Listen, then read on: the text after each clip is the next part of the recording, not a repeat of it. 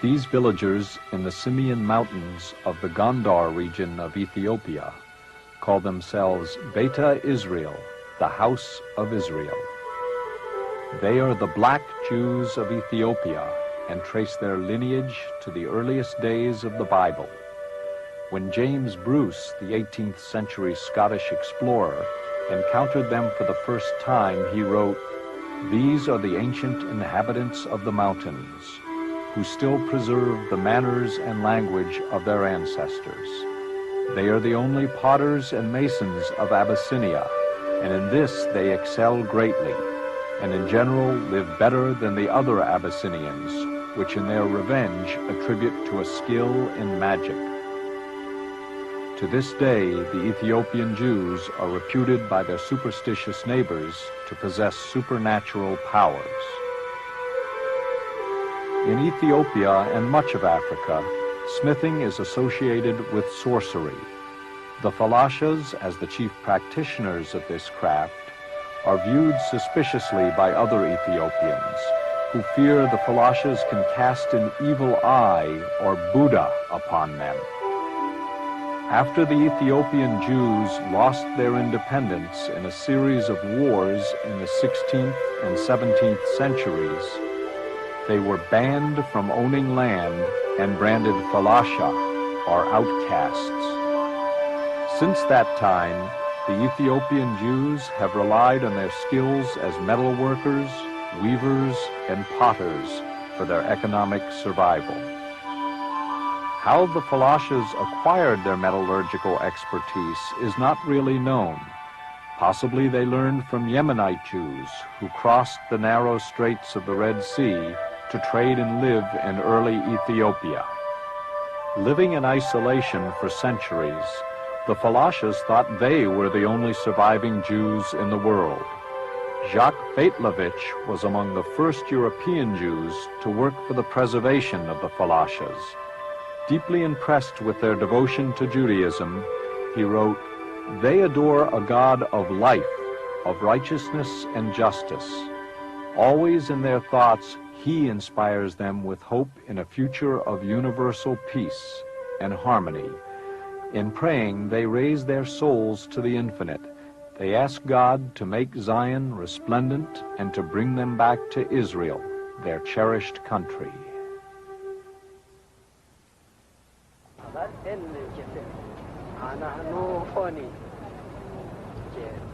The Keses are the Ethiopian Jewish holy men.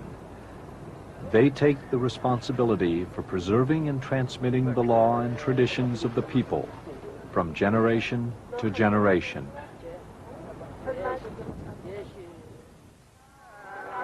When the famous Jewish scholar Halevi made his epic journey to Ethiopia in the 1860s, he was astounded to find that the Ethiopian Jews had maintained the Jewish lunar calendar precisely throughout the centuries, and that their religious observances coincided exactly with the religious holidays held by Jews around the world.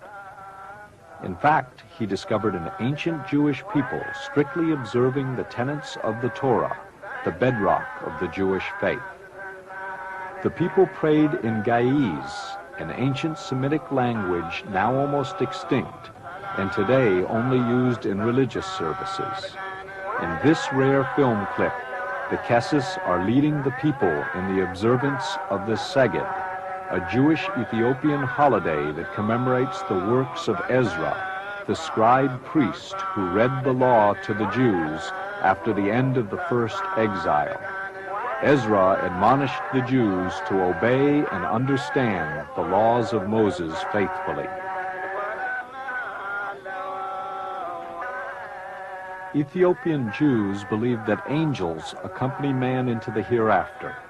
The angel of light records man's good deeds, the angel of darkness his bad ones.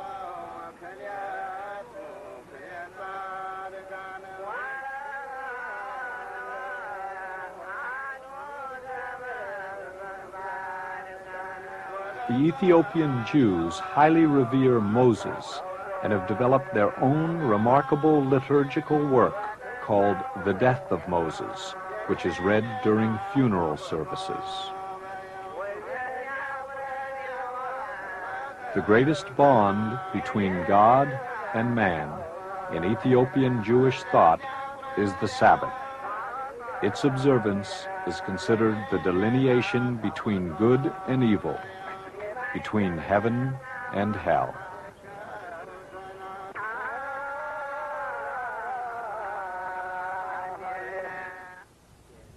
The Kessis themselves hold various opinions on just how and when Jews first came to Ethiopia.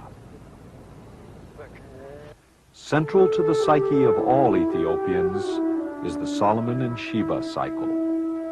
In the Bible, first in Kings and then in Chronicles, the account of Sheba's pilgrimage to Jerusalem unfolds. The Ethiopian version of the biblical story embellishes the narrative and asserts that Sheba, having heard of Solomon's great wisdom, is summoned to Jerusalem via the king's supernatural powers. Sheba came to Jerusalem bearing immense riches, 600 camels laden with gold, spices, and precious woods. Sheba opened her mind to Solomon and tested him with difficult questions. Solomon answered all her inquiries, and smitten by Sheba's beauty, he seduced the virgin queen with the use of a silver chalice.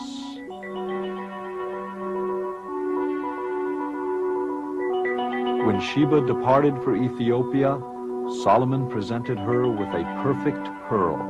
Upon Sheba's arrival in Ethiopia, she gave birth to Menelik, son of Solomon, king of Israel, and Sheba, queen of Ethiopia. When Menelik came of age, he journeyed to Israel to seek out his father. Upon his arrival, he was warmly greeted by his father, the king. Ethiopian tradition states that Menelik was the favorite son of Solomon and was driven back to Ethiopia by his jealous half-brothers. When Menelik left for Ethiopia, Solomon presented him with a copy of the Ark of the Covenant. Menelik switched the original for a copy, and accompanied by an Israelite army and a contingent of priests, he established Judaism as the official religion of Ethiopia and modeled his rule upon Solomon's in Jerusalem. Another account of Ethiopian Jewry's genesis begins in the cataclysmic days of the prophet Jeremiah during the last years of Solomon's temple in Jerusalem. Jeremiah warned the people that they would be scattered like straws that passed in the desert if they did not renounce their ungodly ways. King Zedekiah ignored Jeremiah's warning to not resist the strength of Babylon. Jeremiah was placed in a pit and left to die at the king's order. Ironically, Jeremiah was saved by the king's Ethiopian retainer, Ebed-melech.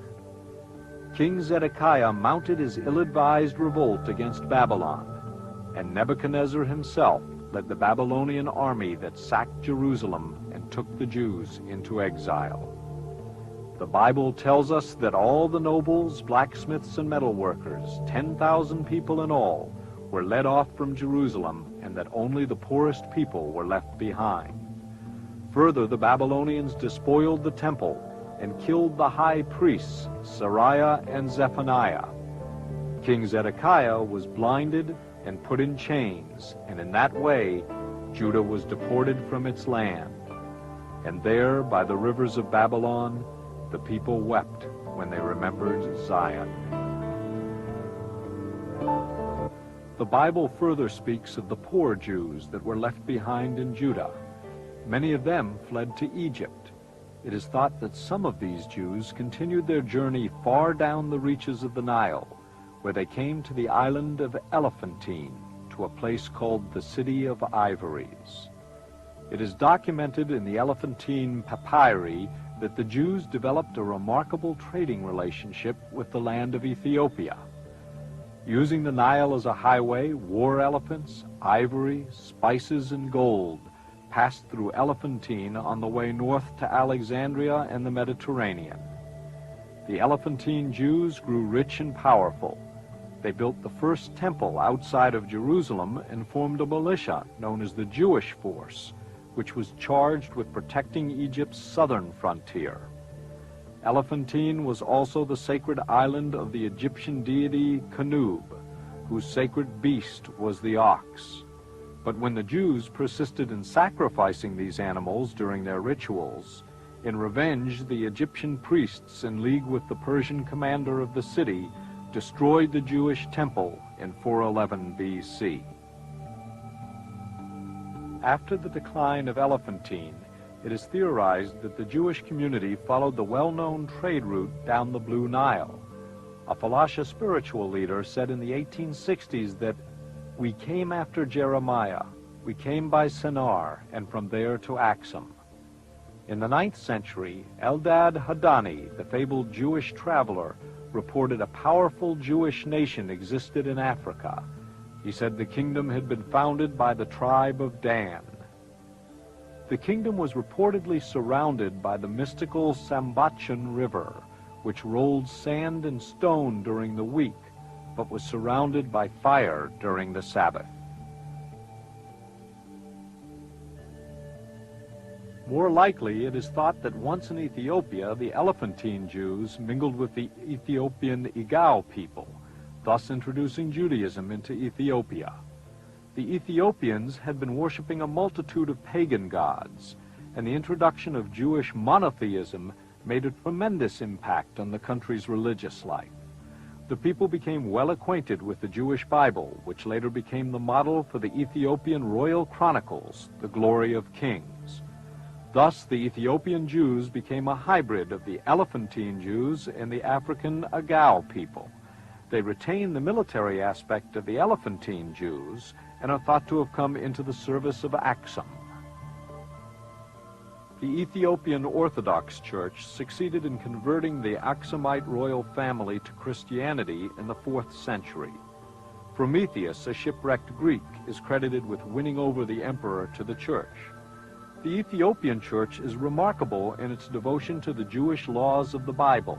The strict observance of the dietary laws, the practice of circumcision, and the keeping of the Sabbath are examples of the Jewish traditions it maintains. Ethiopian history generally acknowledges that Ethiopia was a Jewish country before its conversion to Christianity. For centuries, its royal dynasty traced its bloodline directly to King Solomon and his son Menelik, who had brought the true Ark of the Covenant to Ethiopia from Jerusalem.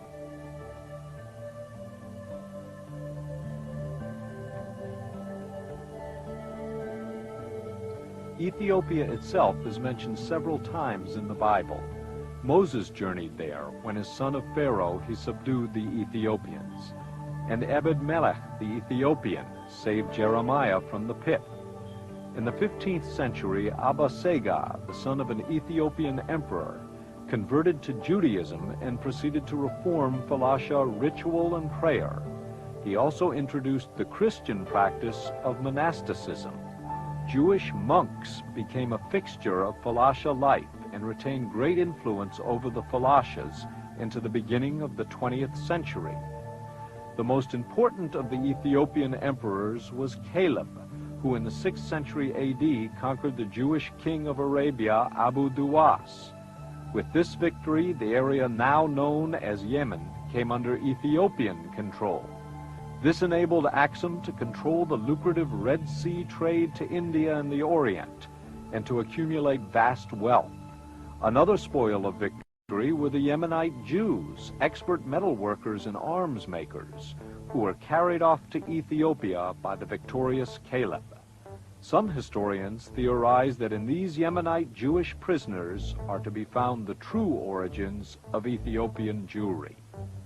Meanwhile, the Judaized Agao were appointed by the Ethiopian emperors to protect the western borders of Ethiopia.